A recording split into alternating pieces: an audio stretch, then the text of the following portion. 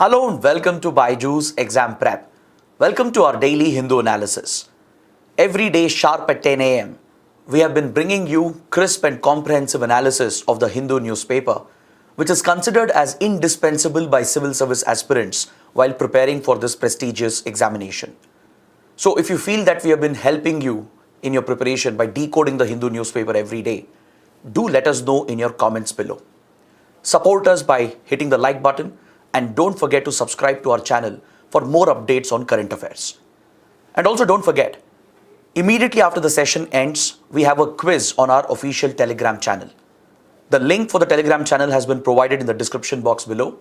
So please subscribe to that so you take a quiz immediately after we cover this discussion. It will help you revise these topics and prepare thoroughly for the upcoming prelims exam. Now before we start, we have a small announcement. This Sunday, that is on the 21st of January at 6 p.m. we are going to hold an exclusive workshop on the BYJU'S Exam Prep app. So first, download the app. Again, the link is in the description. And Abhishek Mishra sir will be conducting an important workshop. He will help you understand how to link current affairs with the static syllabus. This is quite a challenge for most of the aspirants. So do attend the session, register by using the link provided in the description box below. So let's start with the analysis of today's The Hindu newspaper by first looking at the topics that we are going to discuss today. Today we have chosen some very important and very big topics. There are few editorials and columns in today's The Hindu newspaper which are very, very important for various subjects under the UPSC syllabus. First, we have an editorial that deals with the ongoing standoff between the government of India and the judiciary. So let's examine this topic in detail. Next, there is a column which is related to the first topic. Recently, few top government functionaries have made critical remarks about the doctrine of basic structure. They've questioned the very doctrine of basic structure which forms the foundation of the Indian Constitution. So there is a very good column today, and let's discuss this in detail. Next, we have a topic from international relations related to the ongoing tensions between India and China. And finally, we'll take up another column related to environment and ecology, which is focused on the topic of eco-sensitive zones. So these are the topics we are discussing, and let's start with the first article. This editorial is titled, "Check but do not cross." It's basically a caution to the government. The editorial is cautioning the government that it should work towards systemic judicial reforms, but not attack the judiciary itself. So let's understand what is the premise here, what is the context, and let's break down this topic in complete detail by covering all the important facts for your prelims and also discussing the analysis needed to answer any mains question. These important topics could even potentially come as an essay topic as well. That is why we have to cover this as comprehensively as possible. Now, this particular topic is in news because over the last few months, there have been repeated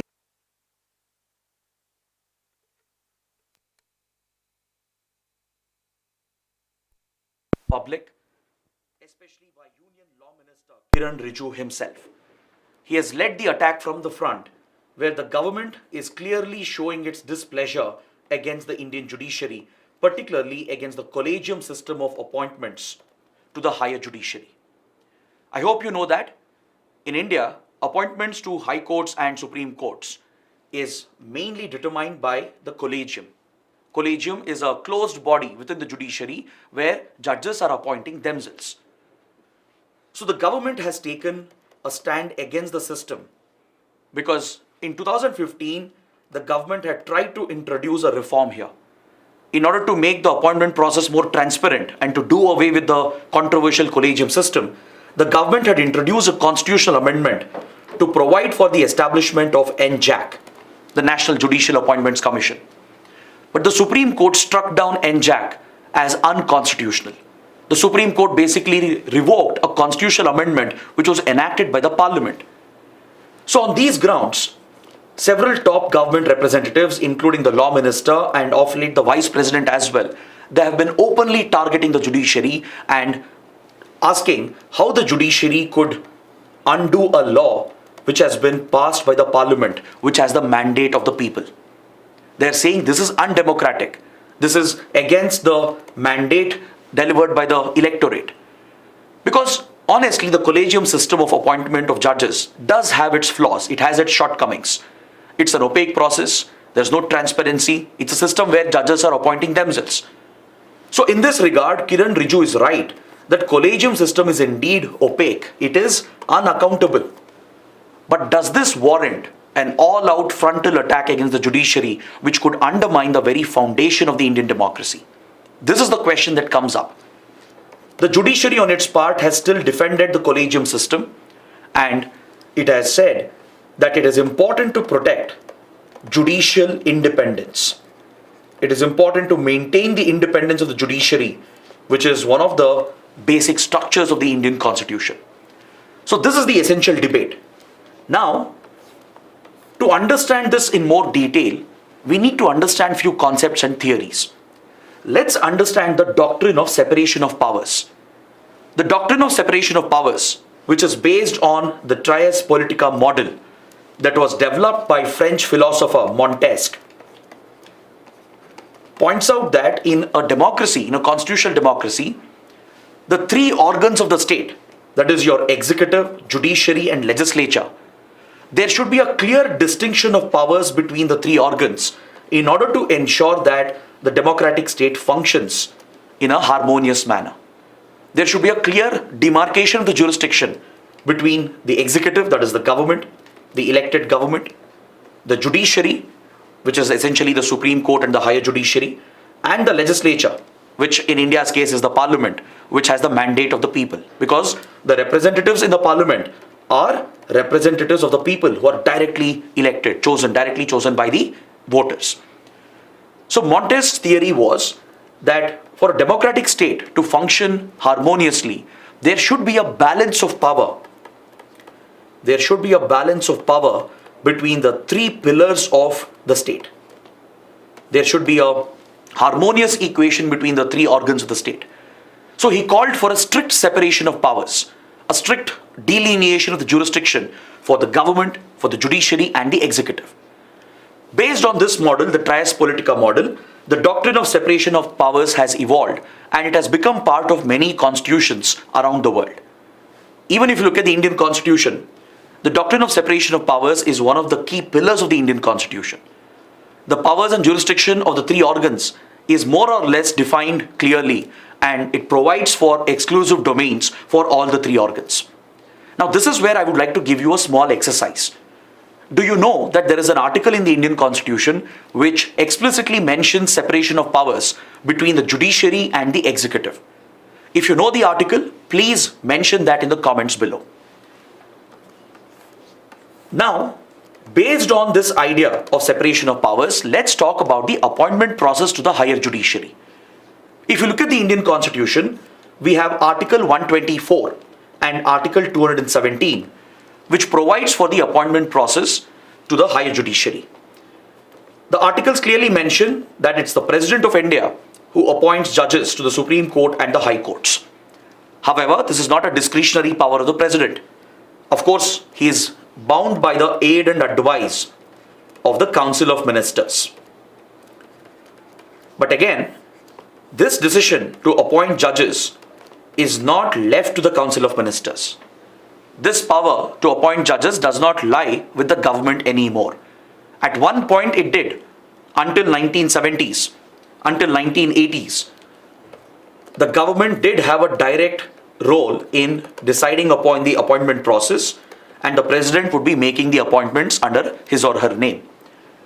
But from 1980s to 1990s, through a series of judgments of the Supreme Court, popularly known as the three judges cases, the Supreme Court evolved a parallel system of appointment of judges, which we popularly refer to as the collegium system. There were three landmark cases during this period, from 1980s to 1990s, through which the Supreme Court gave itself, the higher judiciary gave itself the powers to appoint judges to the higher judiciary. So thus evolved the collegium system for appointments and transfers of judges to the higher judiciary. So for dealing with appointments at the Supreme Court, there is a Supreme Court collegium headed by the Chief Justice of India, along with the 4 senior most judges of the Supreme Court. Similarly, at the state level, to deal with appointments and transfers, you have a High Court collegium headed by the Chief Justice of the concerned High Court, along with 2 senior most judges of that respective High Court. So this collegium decides upon the appointments and transfers, and this system is very opaque. It is not transparent. The process of appointment is not clear. There is no clarity on what is the eligibility criteria, whether merit is given importance, whether the track record of the individual is taken into consideration. So without any clarity on this, the collegium system appoints judges through a very opaque process which has been highly criticized and has been highly controversial. But the judiciary says such a system is necessary to protect the independence of the judiciary. Because if the government is given a direct role in the appointments, then the government could manipulate the judiciary. It could appoint judges who would favor the ruling party or remove judges who are against the government, passing judgments against the government. So this could lead to direct interference of the executive in the functioning of the judiciary, which violates judicial independence. That could destroy the very foundation of the democracy, because having an independent judiciary is a part of the basic structure of the constitution, one of the core essential features of the constitution. So judiciary defends this system, and it even has a degree of protection in the constitution as well with regard to terms of service and removal. With regard to the emoluments that the judges draw, with regard to their removal process, there is a high degree of protection granted by the constitution itself to protect the judiciary from any unnecessary interference from the executive and the legislature. So this basically displays the separation of powers which are inherent in the Indian constitution.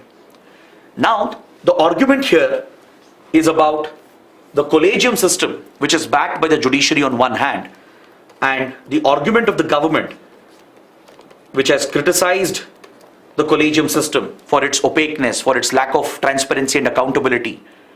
And in order to ensure that reforms were introduced in this regard, the Modi government brought out an important constitutional amendment. Through this constitutional amendment, the NJAC was established in 2015 for a short period. Now, I want you to take up one more exercise. Please read which was this constitutional amendment. Find out the number of the constitutional amendment, post that in the comments as well. So this important constitutional amendment, the National Judicial Appointments Commission was established, where the government gave itself a role along with the judiciary to replace the collegium with this body. It would be a constitutional body with constitutional status. So it was doing away with the collegium, and the government would also have a representation in the NJAC, along with few eminent jurists and individuals being appointed, and a role being given to the Chief Justice and senior judges of the court. So it would be a body, a constitutional body, having a mix of representatives from the government, from the judiciary, and also from the civil society. This was seen as a balanced approach to replace the collegium with a more transparent and accountable process. However, the Supreme Court struck down the NJAC immediately as soon as it was established. A constitution bench of the Supreme Court went into the constitutional validity of this amendment, that is the 99th amendment, and declared that NJAC was unconstitutional. And you should know on what grounds it was declared as unconstitutional.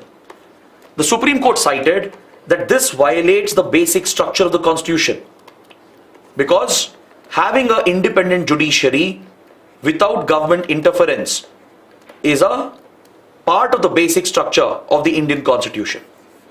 So based on this argument, the constitution bench argued that this amendment, which was brought up by the government, enacted by the parliament, was destroying the basic structure, as it was breaching the independence of the judiciary. On these grounds, NJAC was declared as unconstitutional, and the Supreme Court brought back the collegium system. Since then, this conflict, this standoff between the government and the judiciary has been going on. The government, which has been unhappy with the judgment of the Supreme Court, has been trying to delay the appointments. Because even if the collegium recommends the names of the judges to be appointed, the government has a discretion to hold the appointment indefinitely.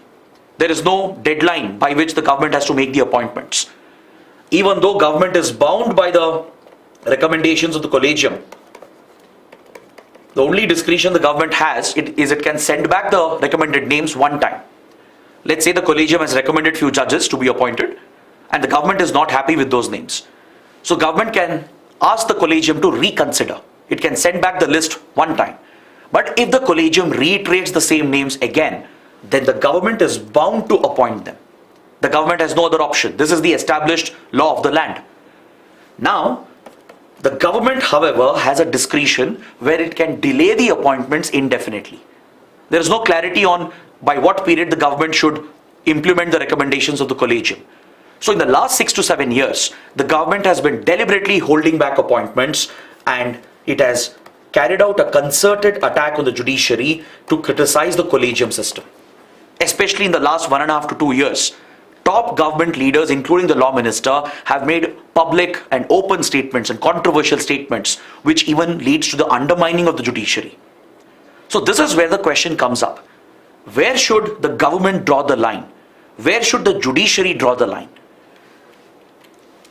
So in the latest incident, Union Law Minister Kiran Rijiju has written a letter to the Chief Justice of India, and he has said that the government should be given a role in the appointment process.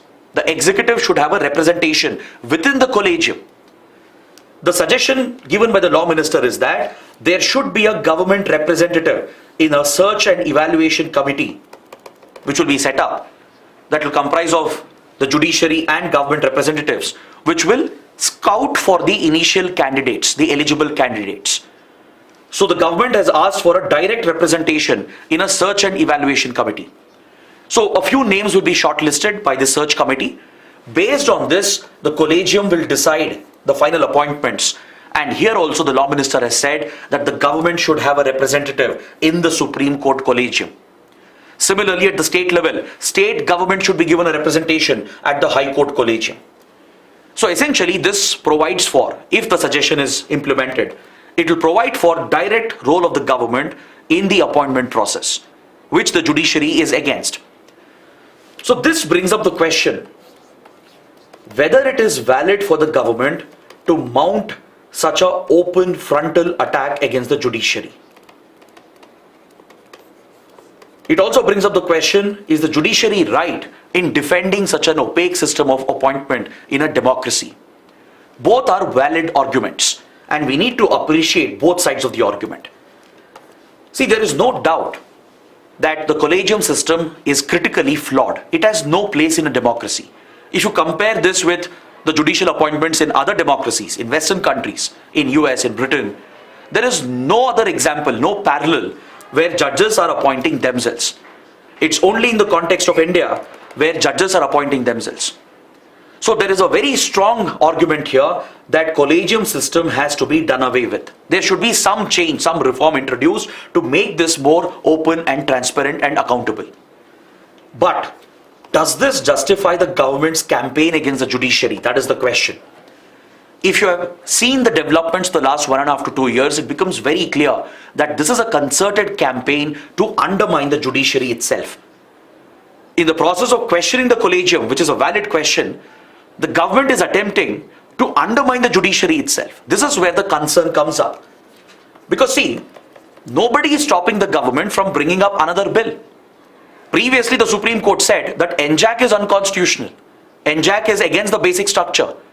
Now, why doesn't the government come up with another bill, get it enacted through the parliament, get a constitutional amendment done, which is striking a balance between the powers of the government and the judiciary? There's no one stopping the government from doing that. But since 7 years, the government has not made any attempt towards judicial reform. Right? Even now, the government has the authority to bring up a new law, bring up a fresh legislation, get a new constitutional amendment done, which is acceptable to the judiciary as well. But instead, it has mounted a deliberate attack on the judiciary, and it is undermining the image of the judiciary, which is a very, very serious concern in a democratic state. Here, we can also look at the counter argument. The counter argument is, yes, the collegium system is outdated. It has no place in a democracy. The judges cannot be seen to be appointing themselves, and the government is right in pushing the judiciary to reform itself. But however, ask yourself again, like I said, what is stopping the government to bring out a new law? Instead of attacking the other organ of the state, why can't the government bring out another amendment? Because according to the editorial is of the opinion, this is not my opinion, the editorial is of the opinion that the attack of the government is basically warnings to the judiciary. It's a blanket warning to the judiciary, and the government has been using its authority to deliberately delay appointments, ignore the recommendations of the collegium, thereby delegitimize and undermine the judiciary itself. So editorial concludes by saying that the government is looking for absolute control over the judiciary.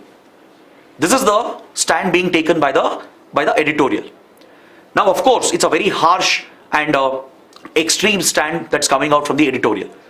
Now, on such a sensitive topic, on such a controversial topic, if there is a mains question, what do you do?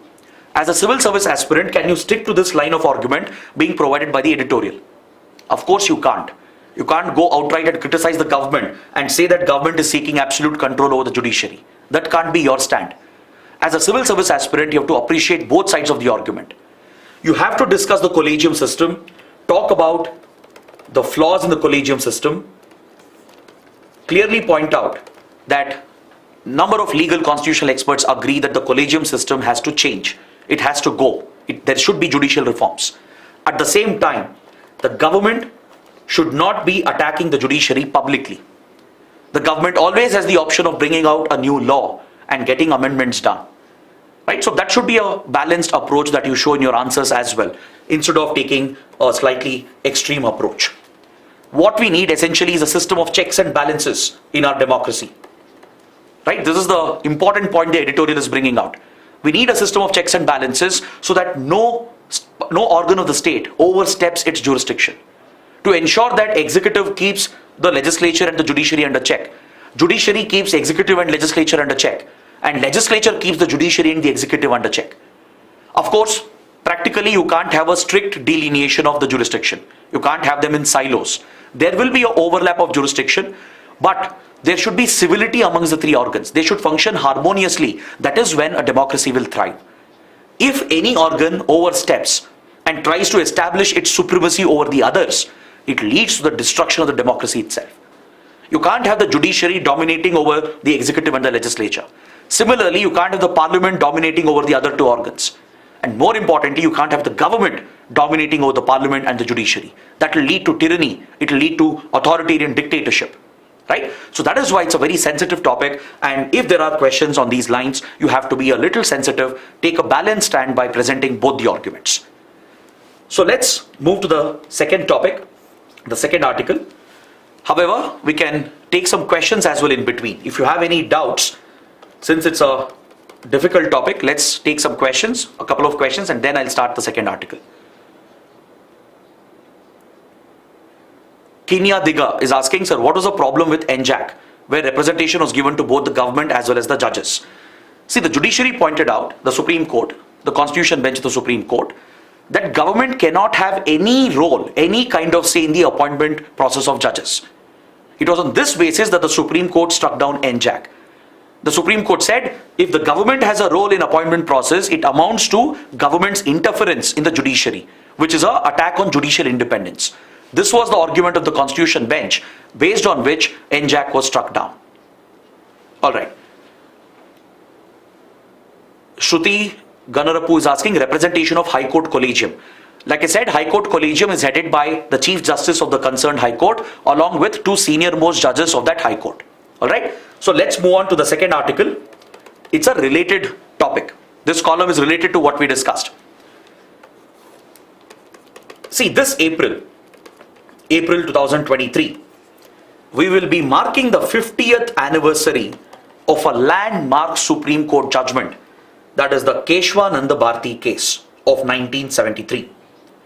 I'm sure if you have started your polity preparation or even your UPSC preparation, you would have come across the Keshwananda Bharti case.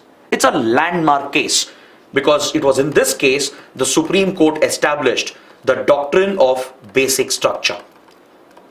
The Supreme Court brought out the basic structure doctrine. So we will be marking the 50th anniversary of this.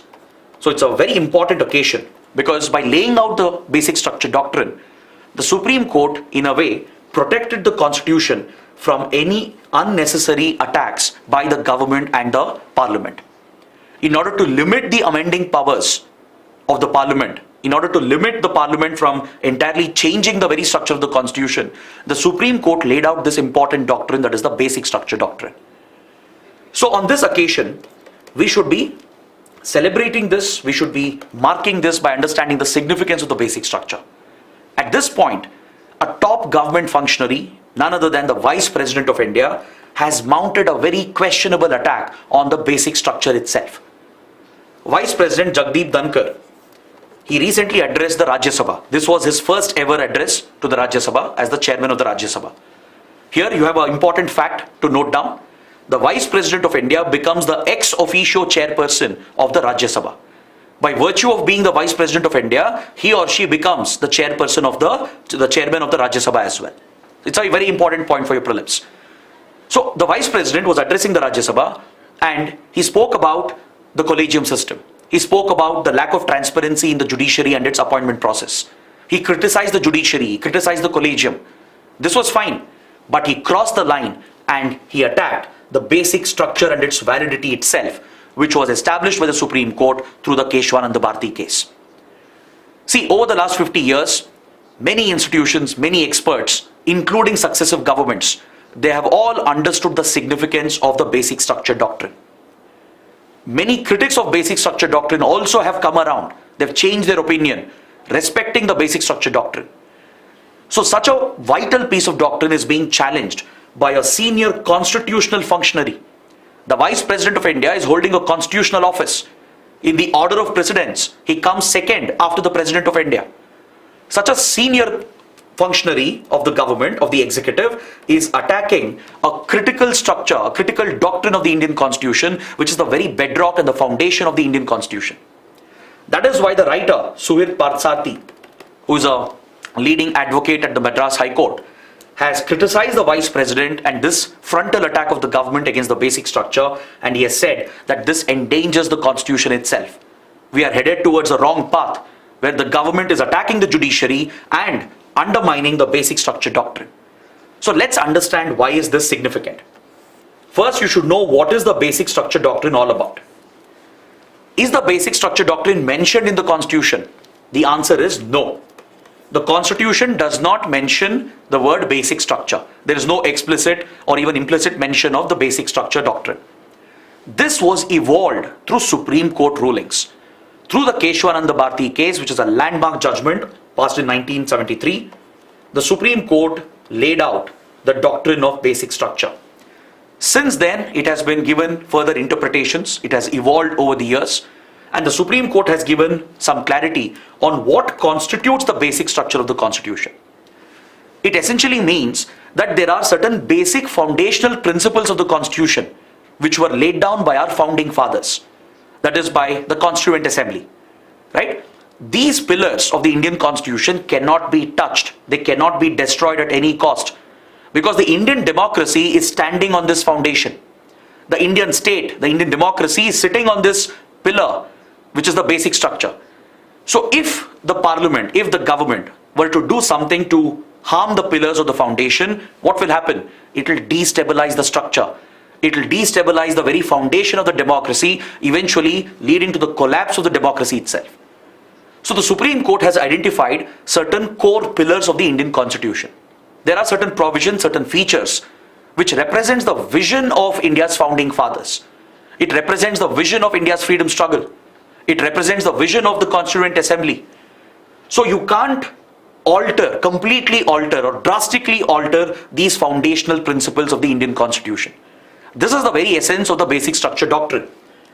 In the Keshwananda Bharti case, a constitution bench of the Supreme Court, a 13-judge bench, passed a majority verdict bringing out the basic structure of the Indian Constitution. The Supreme Court said the basic structure is inviolable. It cannot be violated at any cost. The Parliament does have the powers to amend the Constitution, yes. I hope you know that under Article 368 of the Indian Constitution, Parliament has been vested with amending powers. But an amendment does not mean the Parliament changes the very nature of the Indian Constitution.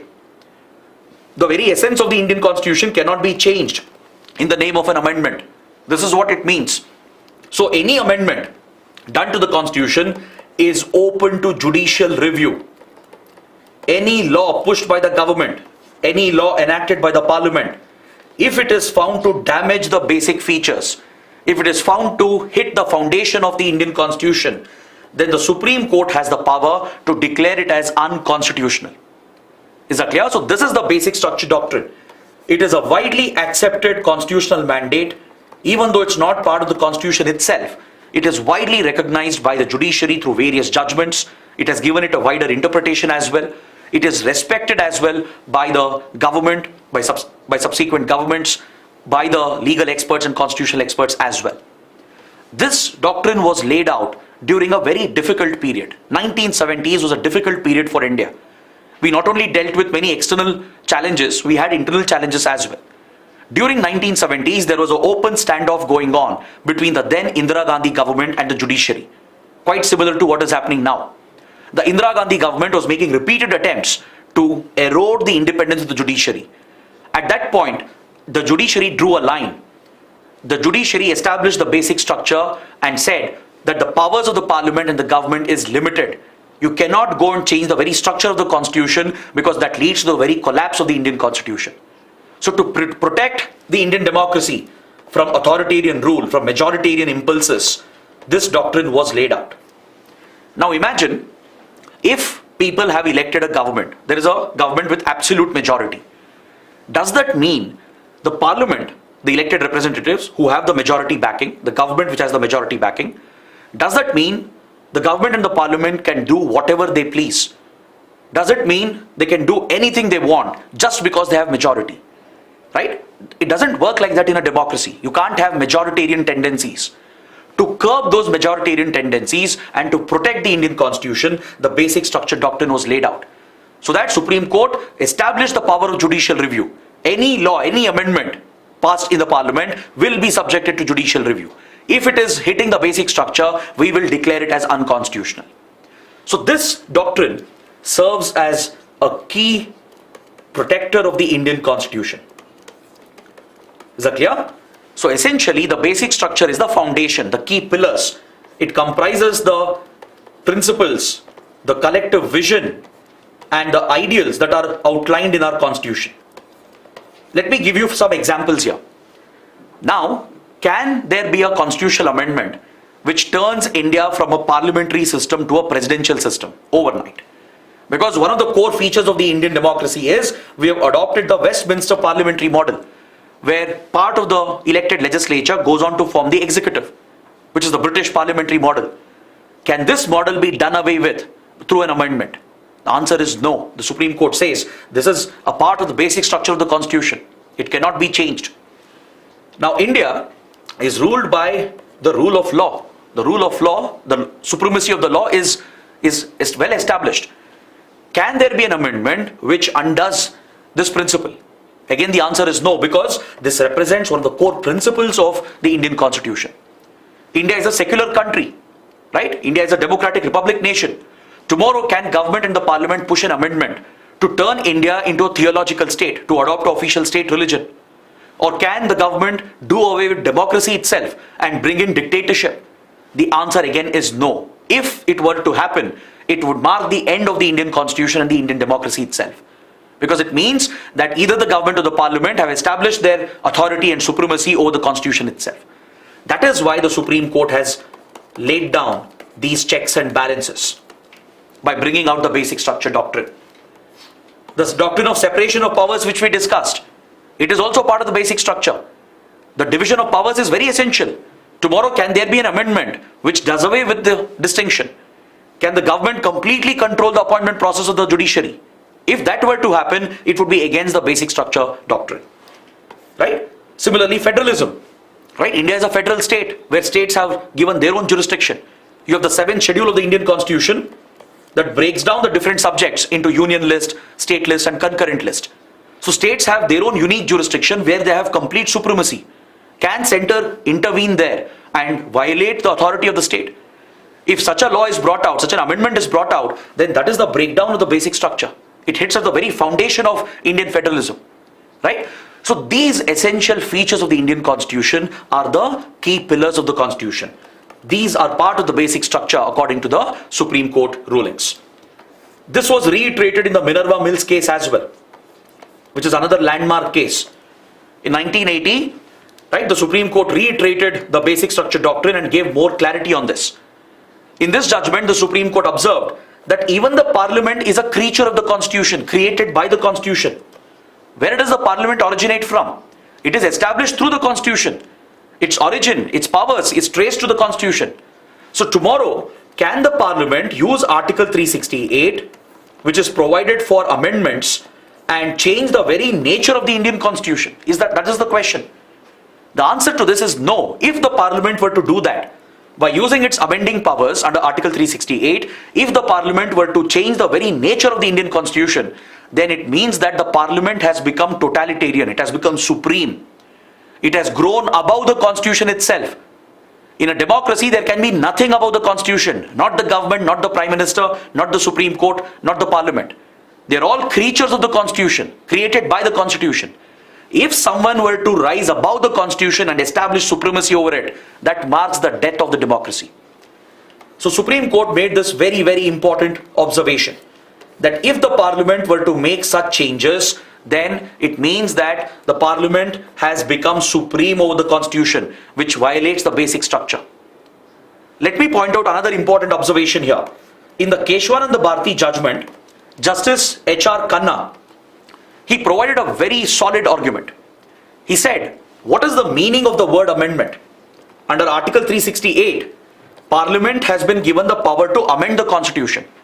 So what do you mean by amendment? The dictionary meaning, the grammatical meaning of amendment means making a minor change, a small change. Amendment does not mean carrying out a drastic change. Now you're a civil service aspirant, right? You may not be reading current affairs enough, so you think of amending your approach. It means you will slightly change your approach to concentrate more on current affairs. If you abandon your civil service preparation because you're not reading current affairs and you start doing something else altogether, that is a drastic change. That is not an amendment. That's a complete change. The word amendment means making a minor change, making a change for improvement, making a small addition to improve something, to make it better. Right? It can't mean the overturn of the Constitution itself. This was brought out by Justice H.R. Khanna. So Article 368 provides flexibility in our Constitution to accommodate certain demands which might come up in the future, to make some changes to suit the current context.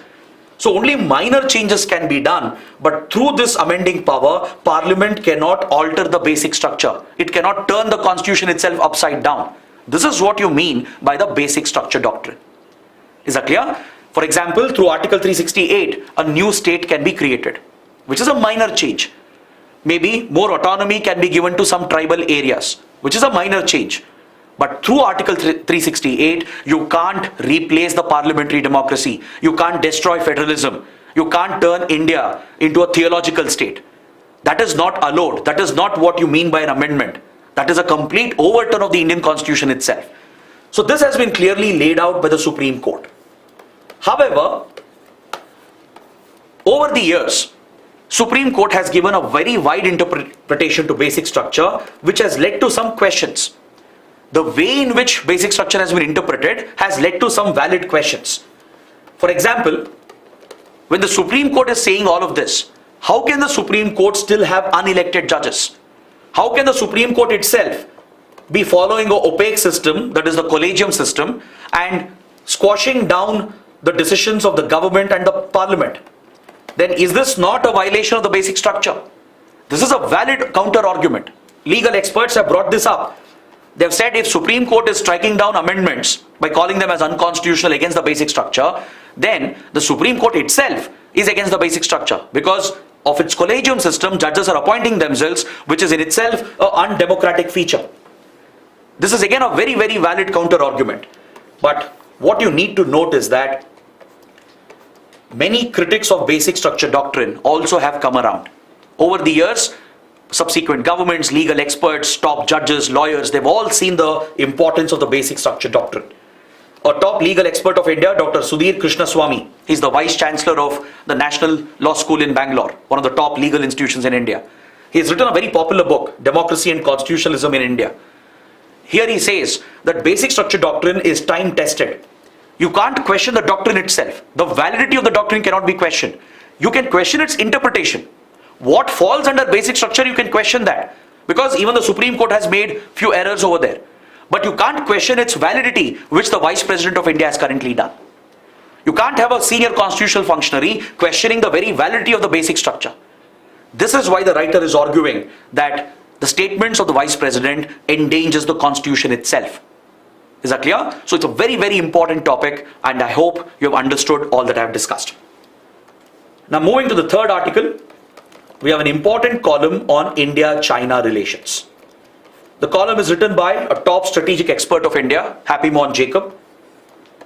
He talks about the ongoing tensions between India and China and the strategy that India is adopting to counter China.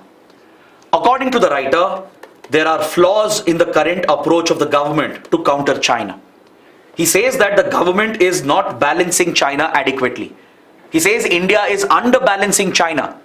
Even though China is posing a very serious credible threat to India, he says the government's response is not enough. We are underbalancing the Chinese threat. So he calls for the government to step up its response and to balance the Chinese threat. This is the core argument that the writer is making over here. So let's understand this in slight detail. As you know, over the last 2 years, China has escalated the border tensions. From 2020, China has stepped up border tensions. It has even led to very serious fatal clashes in Ladakh. There have been recent clashes at Tawang as well. So basically the border tensions have escalated. Now let me just give you some insight over here with regard to the India-China border dispute. Now if you observe the map that I have shared here, it depicts the India-China border. You can see that the border is divided into 3 sectors. You have the western sector over here from Ladakh to Uttarakhand, the middle sector over here in Sikkim, and the eastern sector over here in Arunachal Pradesh. So the India-China border can be divided into 3 sectors: western sector, middle sector and eastern sector. In the eastern sector, China has questioned the validity of the McMahon line, which was established in 1914 through the Shimla Convention.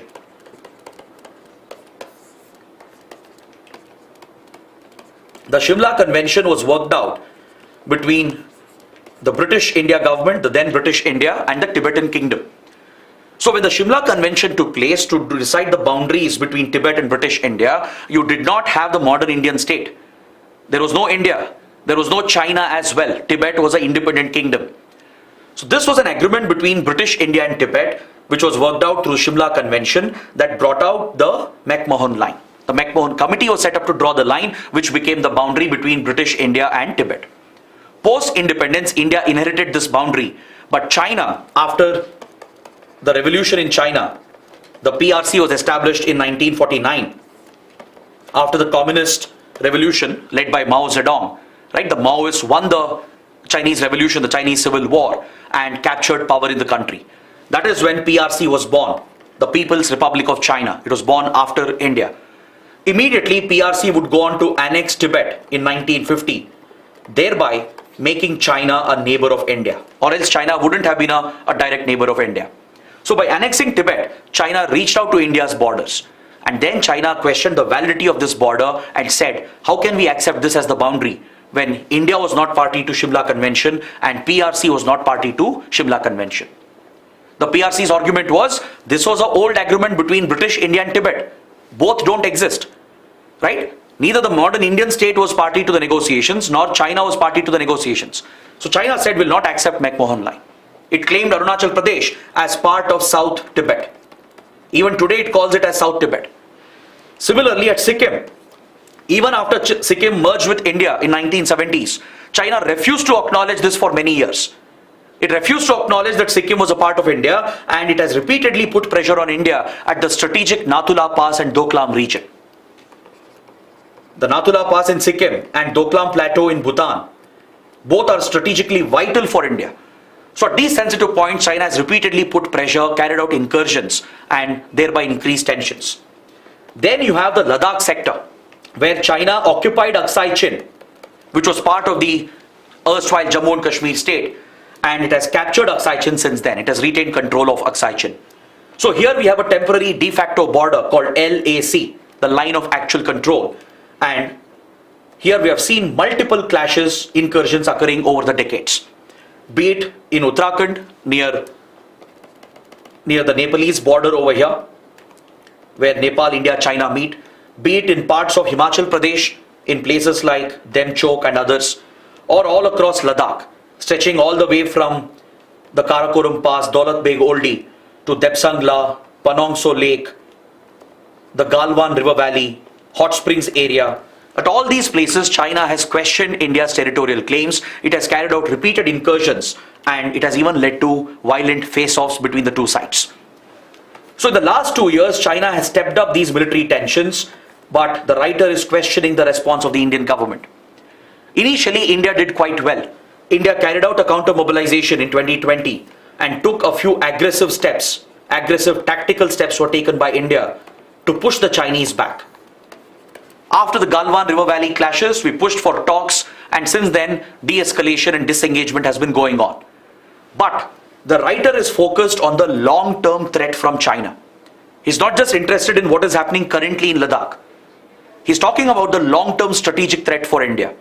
Today, there is wide acknowledgement within the Indian government, within our strategic community, within our armed forces, our intelligence agencies, that China is going to be a very serious, credible threat for India in the coming decades.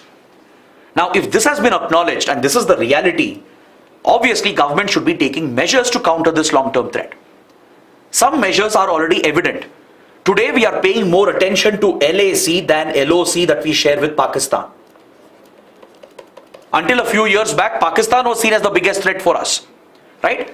So most of our security position, our policies were targeted towards Pakistan, towards the Pakistani border.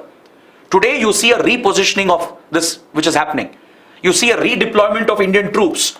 Indian military assets are being repositioned and they are being deployed to face China, towards the LAC, towards the northeast region, towards the Himalayan belt, right? India has deployed advanced weaponry, raised new mountain warfare divisions, stationed the BrahMos cruise missiles, fighter jets like the Sukhoi, Rafale. Advanced weaponry is being stationed towards the Chinese front, which clearly shows the shift which is happening in India's strategic thinking. But the writer says this is not sufficient, it is not enough, because there is no decisive effort being taken to counter the Chinese threat in the long term. There are some small steps being taken. For example, we are trying to cut off our dependency on China in certain areas. With regard to our trade, we have a critical dependency on Chinese imports. Many industries in India are critically dependent on Chinese supplies. The tech industry, the mobile internet industry especially, they are very dependent on China, which exposes us to cybersecurity threats from China. So attempts are being made incrementally to reduce that dependency, to decouple Indian industry from China. You also see that we are coming out with some responses, but the overall political commitment is not very clear. There is no clear-cut message being sent out from India, no clear-cut policy towards the Chinese threat, which is only emboldening the Chinese to get more aggressive against India. The writer says that India is underbalancing the Chinese threat. We have to do more, we are not doing enough. This is mainly because India is not too confident about its own military capabilities, and this is the reality as well, because we are dealing with a superior military power and a superior economic power. You need to acknowledge the reality that China is a superior military and economic power than India. So India fears that any escalation from the Indian side could lead to a counter response, and maybe India is not prepared for that, right? Which is a valid, understandable point. But the absence of an active response from India, the complete absence of it, is only emboldening China that it could continue this behavior, it could continue on this path. It could keep making small incursions, capturing small territories, and it feels that India will not actively challenge this. This is the classic salami slicing technique of China. Strategic experts call this the salami slicing technique. Just like you slice salami, which is a a meat cut, which you cut slice by slice. Similarly, China is seen to creepingly capture small territories step by step, incrementally over years, before it changes the status quo itself. So the writer is warning the Indian government to not become a victim of China's salami slicing technique. We have to counter every move of China without fearing a possible escalation. Yes, the threat of escalation with a superior power is real. The concerns are real. The risk is too much. But you can't allow China to run free. There has to be a tit for tat escalation done in order to push China back, or else India is going to lose territory day by day. This is exactly what has happened. In the last 70 odd years, China has creepingly annexed parts of Indian territory, and there hasn't been an effective counter response from India. India right now is waiting. It is waiting to build up its military capabilities, waiting to build up its economic strength. But this strategy may not work because you're just postponing the threat. You're believing that today we are not able to deal with China head on. Maybe we'll build our capabilities and deal with this maybe 20 years later. But this is postponement, and this is only based on optimism. What if you don't reach that stage of superiority where you match the Chinese? What if China advances more than India and India doesn't catch up with China? What then? By then you would have lost significant territory which is impossible to get back. This is where the writer says that New Delhi is ridden with policy confusion. On one hand, there are few institutions, few leaders pushing towards more aggressive approach. But there are others who are pulling the government back, the armed forces back, warning for a more cautious approach. This indecisiveness is driven by the commitment trap. This is always a fear for a weaker power. In a standoff or in a conflict, the weaker power always has a fear of a commitment trap. Now today you might commit. You might publicly say that if China carries out an incursion, we'll retaliate, we'll hit back and we'll retake those areas. But once you commit, you have to deliver. If you don't deliver, your threat becomes hollow. No country will take you seriously after that. They will see that you are making open public threats without the capability to execute, without the will to execute. At the same time, once you articulate your position to escalate, can you really do this when the situation comes? Because there is a risk involved in escalation. You don't know to what point it will escalate. If a small standoff and India counters that, right? Then what if it escalates into a bigger war, a bigger conflict? India is not prepared for that. So this is a dilemma for India. India is caught in this dilemma. Escalation will be uncertain. We don't know to what stage it will go. It might come back to normalcy or it might lead to breakout of a conflict. But at the same time, if you don't escalate, if you don't counter China tit for tat, if you don't deal with an aggressive neighbor like China in equal measure, you are setting the wrong example, because slowly China will creepingly annex your territory and you'll be losing significant territory over the years. Now this is a lesson from history as well. Not just with India. China has done the same. There is a pattern to this. China has done the same with many of its neighbors. You look at Vietnam, you look at Mongolia, look at South China Sea dispute. China creepingly carries out these annexations. It's a step-by-step incremental hit. China will not retreat. It's an aggressive power driven by an aggressive communist ideology, which in itself is a left-wing extremist ideology.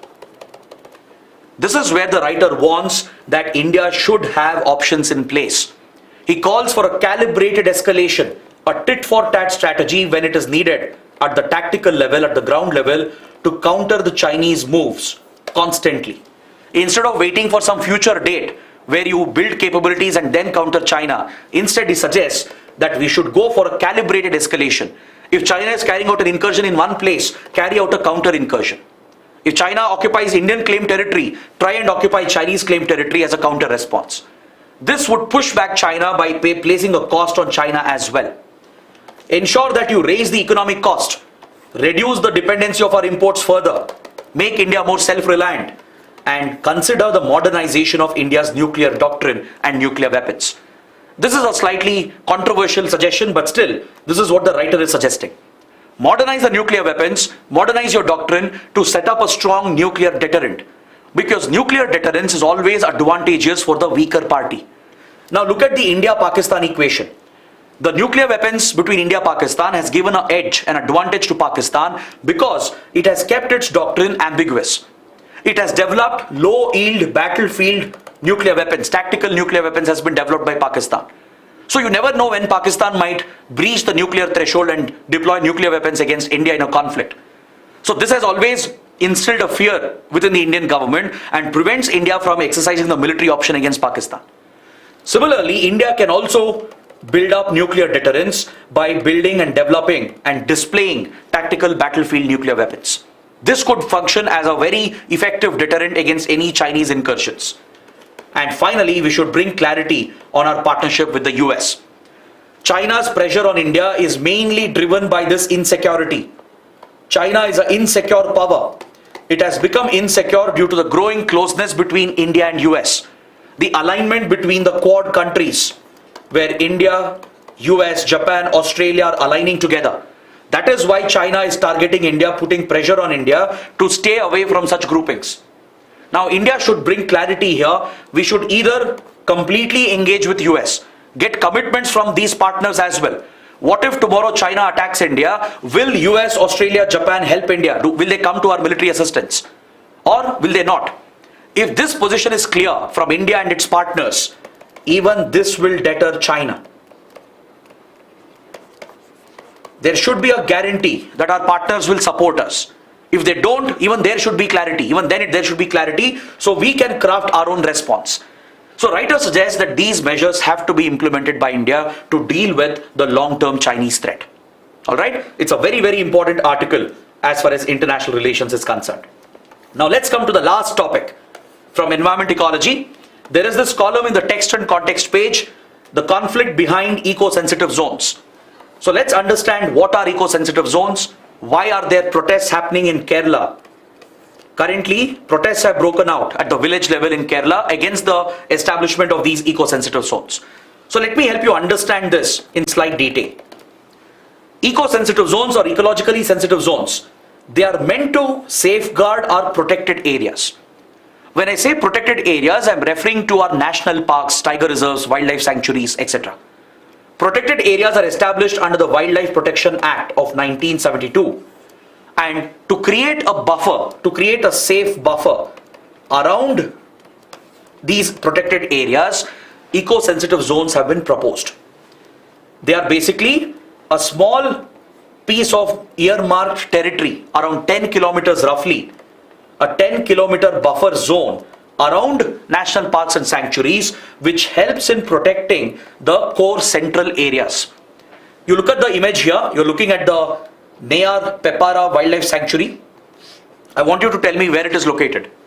In the comments, let me know where the Nayar Pepara Wildlife Sanctuary is located. Here you see the boundaries of the wildlife sanctuary. Next to it, there is a small buffer zone which is left for 10 kilometers, and this is the eco-sensitive zone. So basically, a band of around 10 kilometers, area of around 10 kilometers around this protected area is your eco-sensitive zone. These eco-sensitive zones are created primarily to act as a buffer to protect the ecology, to protect the ecosystem, and to absorb the shocks from human activities. It is like a helmet. Since you fear you might have an accident, you might fall, injure your head, you wear a helmet as a buffer, as a protection. Similarly, to protect these conserved areas, these national parks, wildlife sanctuaries, there should be a cushion around it, right? A safe zone, a buffer zone where some restrictions can be placed on human activities. So that essentially is a eco-sensitive zone. This has been provided for under the National Wildlife Action Plan, and it talks about a 10-kilometer buffer around these protected areas called eco-sensitive zones. It is notified by your Ministry of Environment, Forest and Climate Change. They basically act like shock absorbers. Now, across India, around 341 eco-sensitive zones have been notified. It's an important fact if you're writing a mains answer or an essay. It covers around 8.66% of India's geographical area, of India's land area. So this part of Indian territory, protected areas, have been declared as eco-sensitive zones. Now, let me explain what happens when a protected area is established. Like I said, protected areas like national parks, wildlife sanctuaries, etc., they have a legal status under Wildlife Protection Act. Once these national parks or sanctuaries are set up, which accounts for 5.26% of our land area, alright, there are more than 100 national parks, 500 plus wildlife sanctuaries. Once these protected areas are created, inside these areas, human activities are prohibited. Because human activities are the biggest threat to our environment, to the wildlife, to our biodiversity. The purpose of creating the protected area is to restrict and prohibit human activities. Is that clear? And in the eco-sensitive zone that comes up around the protected area, some human activities might be prohibited, not all of them. Inside the core area of a national park, all human activities will be prohibited. Even if there are tribal communities residing there from centuries, they might be evicted, they might be asked to move out. They will be rehabilitated. Even their basic rights, basic tribal rights of these forest dwelling communities can be curbed in a protected area. Their rights such as forest dwelling rights, that is, they have lived in the forest for centuries, that right can be taken away. They can be rehabilitated outside the protected area. They have minor forest collection rights. They can collect minor forest produce. This is how they live their livelihood. These rights can be curbed. These activities can be curbed. The right to go and collect minor forest produce, to carry out cattle grazing, carry out basic agriculture. These human activities can be restricted once protected areas are set up. Of course, industrial activities, urbanization, all these activities can be curbed. So outside protected area, you have an eco-sensitive zone where few activities are curbed. Few harmful activities are curbed. Now this brings up the debate between tribal rights and environment conservation. On one hand, you have environment conservation as an objective. That is why protected areas, eco-sensitive zones are created. But if these areas are created and if human activities are restricted, it will take away the traditional rights of these tribal communities. This leads to injustice and lack of development to tribal areas, which has also become one of the root causes for Naxalism in India. One reason why left-wing extremism rose up in central and eastern India is violation of tribal rights through these laws, through these environmental laws. Because it disrupts their life, it throws them out of the forest, which has been their homeland. That is why India has brought out the Forest Rights Act, the Scheduled Tribes and Other Traditional Forest Dwellers Recognition of Forest Rights Act. This important law recognizes the traditional rights of forest dwelling communities. It recognizes their forest dwelling rights, gives them title rights. Basically, land rights are given to them, recognizes their right to dwell in the forest. Title rights are given for this. Just like you own a property, right? Similarly, tribals as a community will get title rights to dwell in the forest. Their right to collect minor forest produce is recognized. And also, more importantly, their right to conserve the forest as a community. Their conservation rights are also recognized. Because generally, tribal communities play an important role in conserving their environment. They don't overexploit their resources. They don't destroy the forest because they know that their livelihood is coming from the forest. So they respect the forest and they worship it. So this traditional role of tribal communities in conservation is also recognized through the Forest Rights Act. This important law has been implemented by empowering the Gram Sabhas. The Gram Sabhas, which represent the lowest level of administration at the grassroots, the Panchayati Raj system, they have been empowered through law. It has become the statutory authority right now to provide for implementation of Forest Rights Act. To ensure that forest dwelling rights are respected, title rights are given, these rights to collect forest produce is given, and ensure that their conservation rights are protected. The community right to protect the forest is today a well-recognized right. So this clashes with the objectives of environment conservation.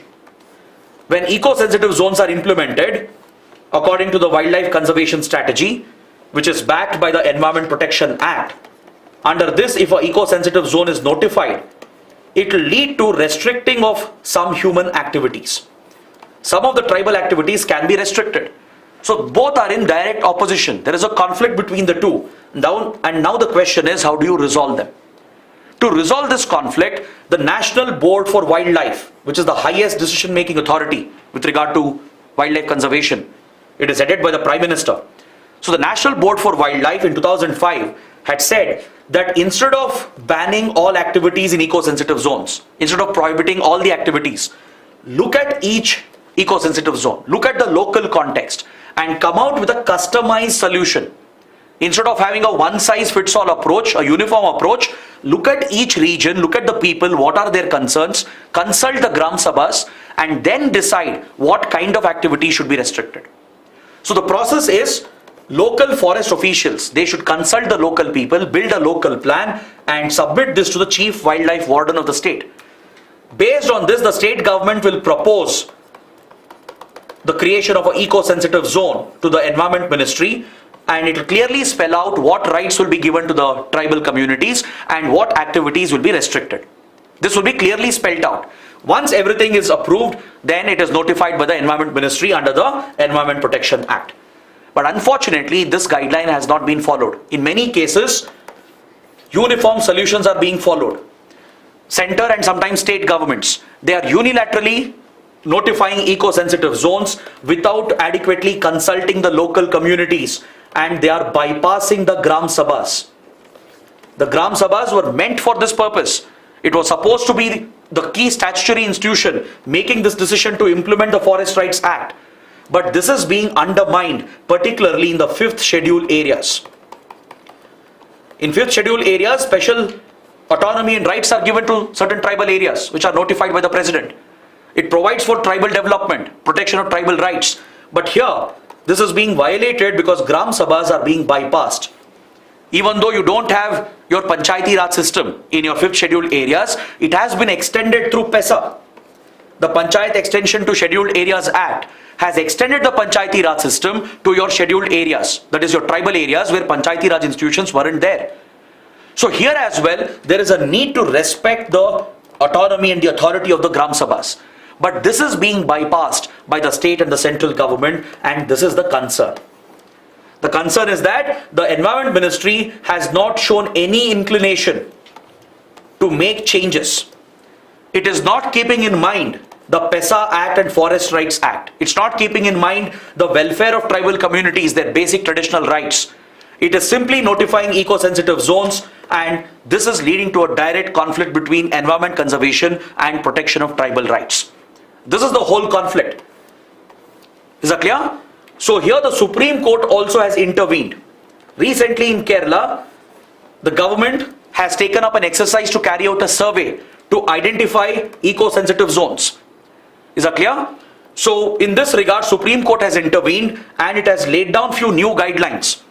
It has given powers to the principal chief conservator of forests to decide what structures are present in these zones, what buildings are present, what roads and power lines are present, and submit this report to the Supreme Court.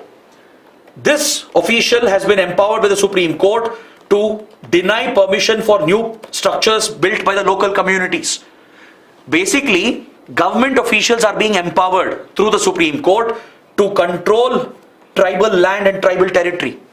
So this is the face-off, this is the standoff which is coming up between the traditional forest dwelling communities and the environmental laws.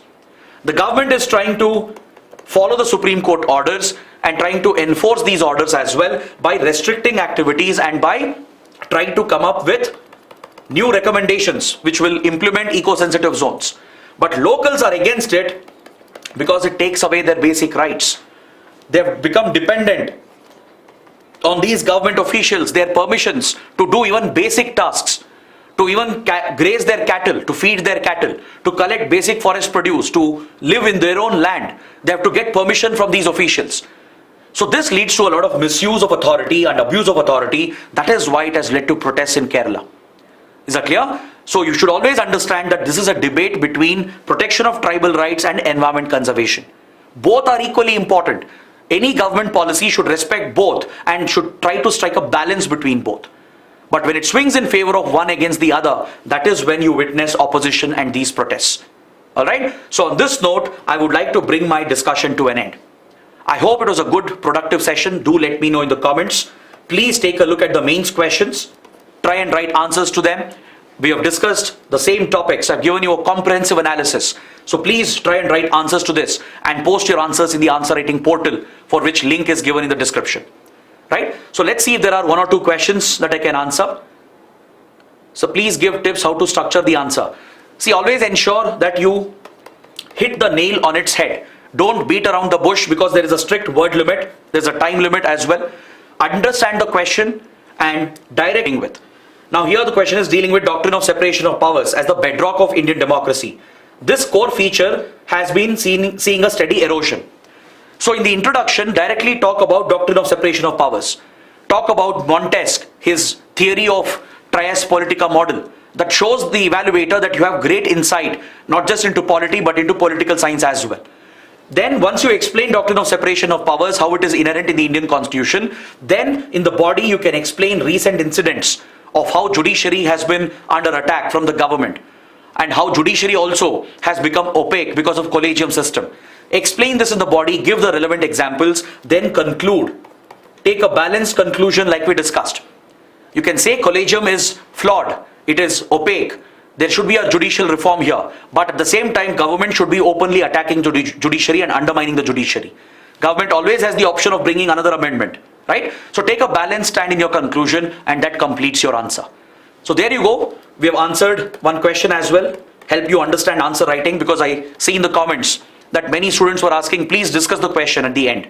Usually we provide this for your own answer writing, because one, the paucity of time, second, we have already discussed the same topic, right? When we discuss that in a structured manner, just like you would write an answer. But anyways, it's good that once in a while we take up these answer writing discussions as well. I'll try to include this as much as possible. Okay, so thank you. I hope it was a good session. Please let me know how it went in the comments. Again, I'll see you tomorrow for the next Hindu analysis. Till then, take care. Have a good day.